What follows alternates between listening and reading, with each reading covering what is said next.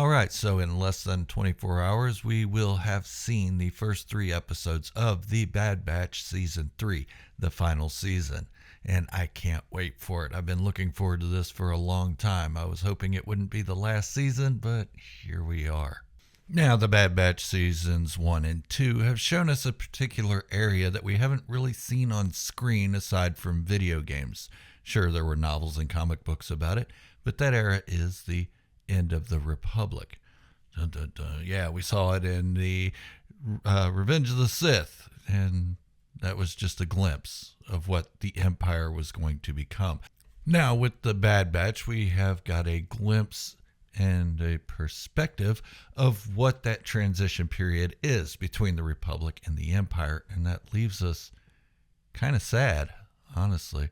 At least me, kind of sad, because for so long we've had the Republic, the Clone Army, the Clone Wars, all that good stuff, and now it's coming to an end.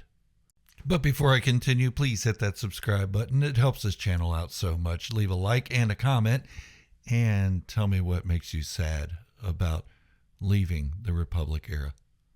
Now, whether you're a prequel hater or a prequel lover or a casual fan or whatever, you can't deny that the clones of the Grand Army of the Republic have been a big story. Yeah, I drug that out a little bit there, sorry. But clones like Captain Rex, Commander Cody, Fives, Jesse, all these other clones that we grew attached to through the Clone Wars and different media alongside it. And now it's coming to an end. But I'm not saying that we're losing the clones, because we know some clones did survive. Some clones went on to retirement, and some clones went on to join the rebellion, such as Rex, Gregor, and Wolf.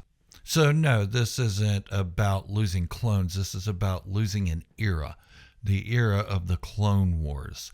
Yes, there's been the transition since season 1 of The Bad Batch, but now it's really becoming solidified. And I think The Bad Batch season 3 is going to solidify that even further, leaving us heartbroken. Now, that isn't to say that we will never see the Clone Army again in live action or animated form, but it's saying that this really feels like a closing, that this really feels like they're going to move on from this. It's sad. It's been with us since, 1999 or 2003, 2002? I don't know. My dates are all mixed up.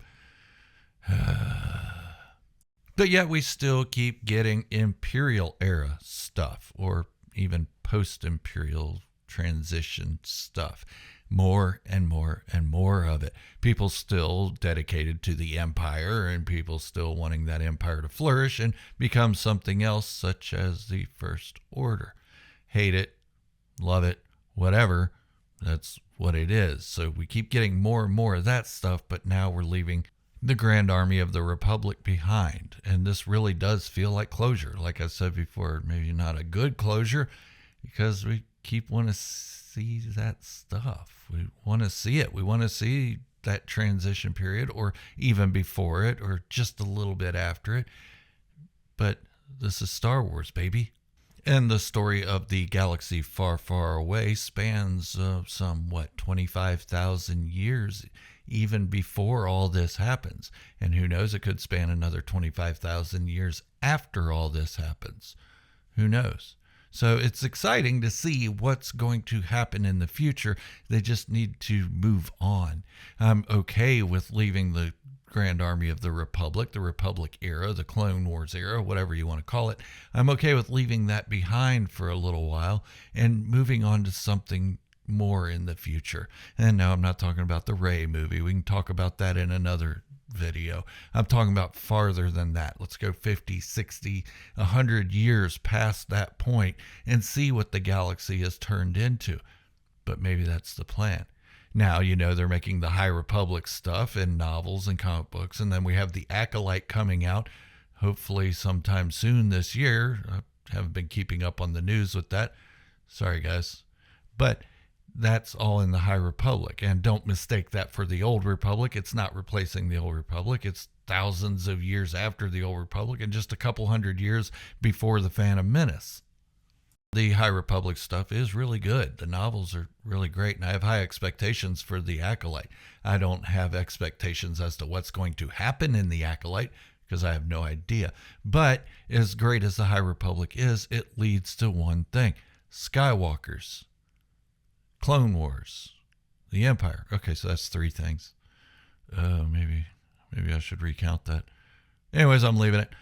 So I was hoping the Bad Batch season 3 would not be the last of the Bad Batch, but it's wrapping up pretty quickly. We have the Kaminoans who are getting ready to be non-existent anymore. Their home world is pretty much desolate now, at least Tapoka City is. And we have the Bad Batch splintering off. We've lost Tech and we've lost Echo. He joined Rex, and I'd like to know what happened to Echo after that because he isn't in Rebels. So I hope we get some kind of conclusion on that. And it's probably going to be some tearjerker or something, kind of like when Tech died. And I think there's going to be a lot more tearjerkers in this season than what we saw in seasons 1 and 2. We're going to see a lot more clones splintering off or being taken care of by the Empire. A lot more TK troopers. We'll probably get some kind of stormtrooper armor that's even closer related to that of the armor we see in A New Hope, Rogue One, Empire Strikes Back, and Return of the Jedi. I'm going on and on and on. But the Bad Batch season 3 does feel like that closure I was talking about before. Like, this is an era that may not get revisited. Not in live action or animation.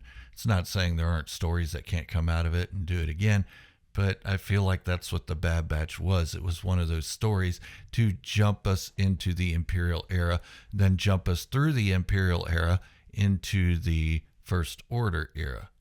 And then let's hope we go beyond that, a couple thousand years or something, and see something even more.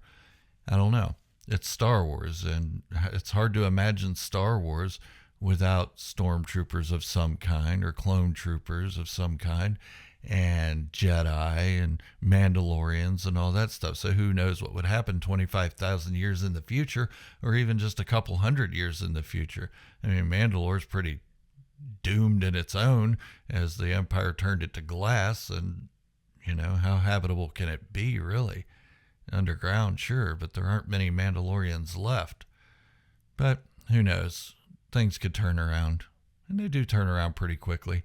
And in Star Wars, there's so much more that can be told, and I'm ready for it. I'm just not ready to let go of the clone troopers and the armor and all that stuff. And the Clone Wars was amazing, and the characters that came from it were just incredible.